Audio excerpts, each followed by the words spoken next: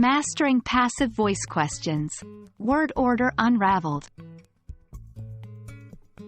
Hello, language learners. Welcome back to our series on mastering English.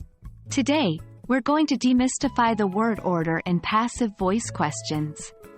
You might think it's tricky, but once you understand the structure, you'll be forming these questions with ease. Before we dive into the word order in passive voice questions, let's quickly recap what the passive voice is. In passive sentences, the focus is on the action and not on who or what is performing the action. For example, consider the active sentence, John painted the house. In passive voice, this becomes, the house was painted by John. Now, let's look at the word order in passive voice questions. The structure of passive voice questions is quite simple. We generally follow this pattern. Question word, if any, plus auxiliary verb plus subject plus main verb, in past participle form, plus other information. For example, if we take the question, who painted the house? In the passive voice, it becomes, by whom was the house painted? Here, by whom is the question word, was is the auxiliary verb, the house is the subject, and painted is the main verb in past participle form.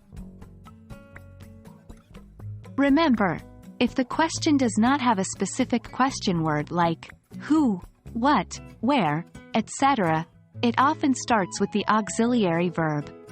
For instance, did John paint the house? Would become, was the house painted by John? In passive voice.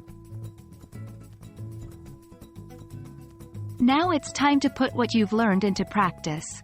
When you're forming your own passive voice questions, follow these steps. 1. Identify the action or main verb. 2. Put the receiver of the action as the subject. 3. Use the correct auxiliary verb based on tense. 4. Add the main verb in its past participle form. 5. Finally, include other information if necessary, such as, by whom. That's all there is to it, folks. Remember, the word order for passive voice questions might seem complicated at first, but with practice, it becomes second nature. Keep practicing and soon you'll be forming passive voice questions like a pro. Thank you for tuning in, and remember, learning is a journey. So, keep exploring, keep learning, and I'll see you in the next video.